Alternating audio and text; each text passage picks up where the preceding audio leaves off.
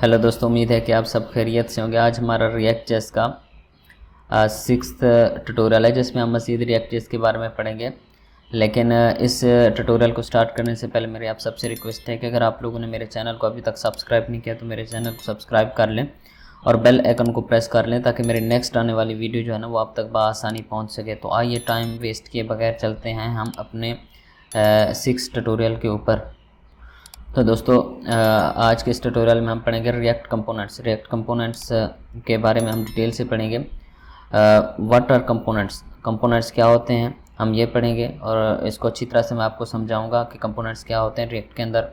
इसके बाद हम पढ़ेंगे एग्जांपल ऑफ कंपोनेंट्स की एग्जांपल को देखेंगे। 1 से 2 हम एग्जांपल देखेंगे और अच्छी तरह से हम इन एग्जांपल को देखेंगे और कवर अप करेंगे। मेरी पूरी कोशिश होगी कि मैं आपको पूरी डिटेल के साथ समझाऊं ताकि आपको अच्छे से समझ आ सके। मेरी वीडियोस थोड़ी सी बड़ी होती हैं लेकिन मैं कोशिश करता हूं कि वीडियो को छोटा से छोटा बनाऊं और उसमें ज़्यादा से ज़्यादा आपको चीज़ें समझाऊं। इसके बाद हम एंड पे पढ़ेंगे टाइप्स ऑफ कंपोनेंट्स की कितने टाइप्स होती हैं और कौन कौन सी टाइप्स होती हैं।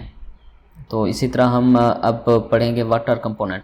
तो मैं आपको बताऊँगा कि यहाँ पर के कंपोनेंट्स होते क्या हैं और कंपोनेंट एग्जाम्पल 1 से मैं आपको अच्छी तरह से समझाने की कोशिश करूँगा। उम्मीद है कि आपको अच्छे से समझ आ जाएगी। फॉर एग्ज़ाम्पल आप इस तरह कह लें कि ये आपकी एक रिएक्ट की सिंगल पेज एप्लीकेशन है। जो कार है ना, ये आपके रिएक्ट की सिंगल पेज एप्लीकेशन है और इसके जितने भी पार्ट्स हैं, फॉर एग्ज़ाम्पल हुड है, ठीक है, मिरर है, इसी तरह टेल लाइट है और इसके बाद आ जाएँ कि एसी है, ठीक है, या फ्रंट बम्पर है। ये जितनी भी चीज़ें हैं ये रिएक्ट में ये इस कार के ना कंपोनेंट्स हैं। बिल्कुल रिएक्ट में इसी तरह होता है कि the combination of the components will make the single page application. जो काफ़ी सारे कंपोनेंट्स होते हैं, जो लाइक एक सिंगल पेज एप्लीकेशन होती है, वो काफ़ी ज़्यादा कंपोनेंट्स से मिलकर बनी होती है। सेम इसी तरह जिस तरह एक कार इतने ज़्यादा कंपोनेंट्स के साथ मिलके एक कार बनती है, या कार के इतने ज़्यादा कंपोनेंट्स हैं और combination of the in components की वजह से जो है ना पूरी कार बनती है। इसी तरह रिएक्ट में भी जो है काफ़ी सारे कंपोनेंट्स होते हैं जो मिल के एक सिंगल पेज एप्लीकेशन को बनाते हैं।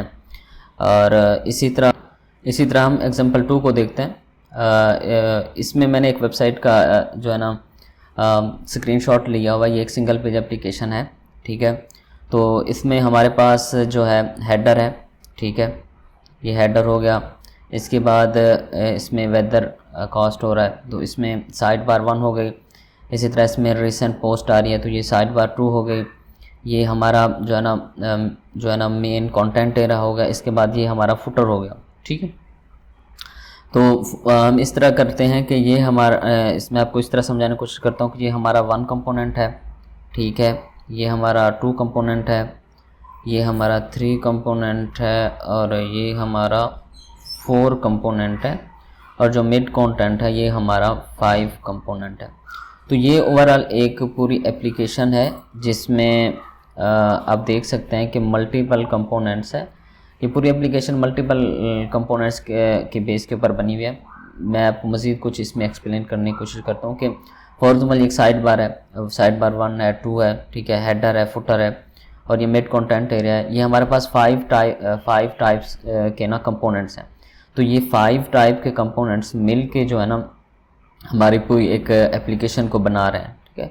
इट्स मीन्स कि ये एक कंपोनेंट नहीं है जो पूरी एक सिंगल पेज एप्लीकेशन को चला रहा है या बना रहा है। The number of components, multiple components मिल के एक जो है पूरी वेबसाइट, पूरा एक सिंगल पेज एप्लीकेशन को बनाते हैं। यहाँ पर एक चीज़ मोस्ट इम्पॉर्टेंट चीज़ समझना ज़रूरी है कि हमारे पास मेन रूट होता है। मेन रूट मीन्स कि एक मेन कंपोनेंट होता है जिसमें हम बाकी सारे जो कंपोनेंट्स हैं उनको कॉल करते हैं। तो यहाँ पर मैं आपको बता दूं कि जो हमारा कंटेंट एरिया है, ये वाला, ये सारा जो कंटेंट एरिया है, तो इसमें क्या होगा कि हेडर इसमें कॉल होगा, ठीक है, जो हेडर कंपोनेंट है इसमें आएगा, साइड बार इसमें आएगी, साइड बार 2 भी इसमें आएगी और इसके अलावा फुटर भी इसमें आएगा। इट्स मीन्स कि ये सारे जो अदर कंपोनेंट्स हैं वो मेन कंपोनेंट में कॉल होंगे। तो इस तरह जो मेन कंपोनेंट है वो हमारा index.js फाइल में कॉल हो रहा होता है, जिस तरह मैंने आपको समझाया था।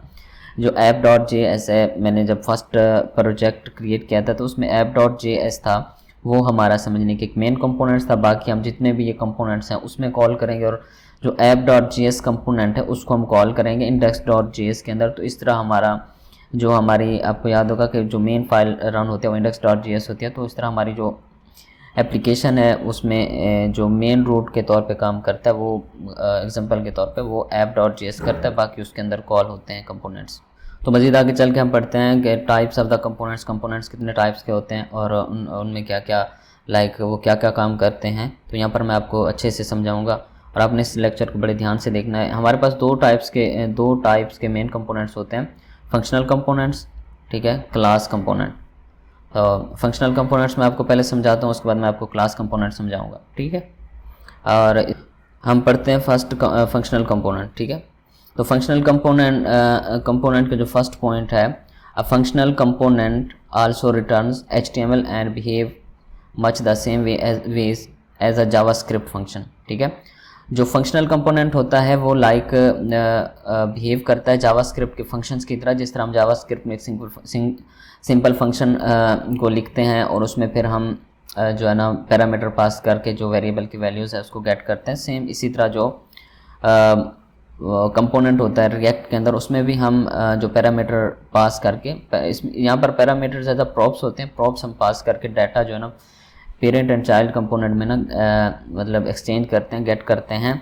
लेकिन यहाँ पर जो इम्पोर्टेंट चीज़ है वो ये है, जो जावास्क्रिप्ट के फंक्शन में डिफरेंस पैदा करती है और जो मतलब रिएक्ट के जो जो रिएक्ट का कंपोनेंट है और जावास्क्रिप्ट का जो फंक्शन, उसमें मेन डिफरेंस ये है कि जो रिएक्ट का कंपोनेंट है वो रिटर्न करता है हमारी HTML को, लेकिन जो जावास्क्रिप्ट फंक्शन है वो उस तरह HTML को रिटर्न नहीं करता। प्रॉपर हम उस तरह HTML नहीं लिख सकते। मैंने आपको अपने पिछले ट्यूटोरियल में बताया था JSX, तो जो रिएक्ट होता है उसमें हम JSX यूज़ करते हैं। तो सेकंड पॉइंट पे हम आते हैं, functional component can be written using much less code, are easier to understand and will be preferred in this tutorial. बिल्कुल इस तरह के जो फंक्शनल कंपोनेंट होता है वो कम कोड यूज़ करता है और कम कोड में हम ज़्यादा फंक्शनैलिटी अचीव कर सकते हैं और इसको समझना और इसको करना बिल्कुल ईजी है। इस वजह से मैं आपको आगे भी और अभी भी जो है ना फंक्शनल कंपोनेंट ही प्रेफर करूँगा। और इसके बाद हम आते हैं क्लास कंपोनेंट के। क्लास कंपोनेंट में ये होता है कि ये करता है inheritance to React component and gives your component access to React components function. बिल्कुल जो क्लास कंपोनेंट होता है वो उसको हम इनहेरिटेंस कर देते हैं रिएक्ट के प्री डिफाइंड जो एक रिएक्ट कंपोनेंट होता है उसके साथ हम इसको इनहेरिटेंस करके इसको यूज़ करते हैं। इट्स मीन्स कि हम प्री डिफाइंड जो रिएक्ट का कंपोनेंट होता है उसको इनहेरिटेंस करते हैं और क्लास कंपोनेंट को फिर हम यूज़ कर सकते हैं। लेकिन फंक्शनल कंपोनेंट में ऐसा नहीं होता, उसमें सिंपल हम फंक्शन बनाते हैं और उसको एक्सपोर्ट करके फिर हम इंपोर्ट करते हैं अपनी मेन फाइल में। तो इस तरह हम इसको यूज़ कर सकते हैं। हम आगे चल के मज़ीद कंपोनेंट्स के बारे में पढ़ेंगे और ज़्यादातर हम यही कोशिश करेंगे कि हम फंक्शनल कंपोनेंट को कवर अप करेंगे क्योंकि आजकल वो ज़्यादा यूज़ हो रहा है। इस ट्यूटोरियल में हमने जस्ट इंट्रो किया है, कंपोनेंट्स क्या होता है उसके एग्जांपल मैंने आपको समझाई। आई होप कि आपको कंपोनेंट समझ आ गया होगा। तो thank you for watching video. मज़ीद हम कंपोनेंट्स के बारे में आगे पढ़ेंगे। आज के लिए इतना ही। मेरे लास्ट पे अगेन आपसे रिक्वेस्ट है कि अगर आप लोगों ने मेरे चैनल को सब्सक्राइब नहीं किया तो मेरे चैनल को सब्सक्राइब कर लें और बेल आइकन को प्रेस कर लें ताकि मेरी नेक्स्ट आने वाली वीडियो आप तक आसानी पहुंच सके। आज के लिए इतना ही। आप अपना ख्याल रखें। मिलते हैं नेक्स्ट वीडियो में। बाय।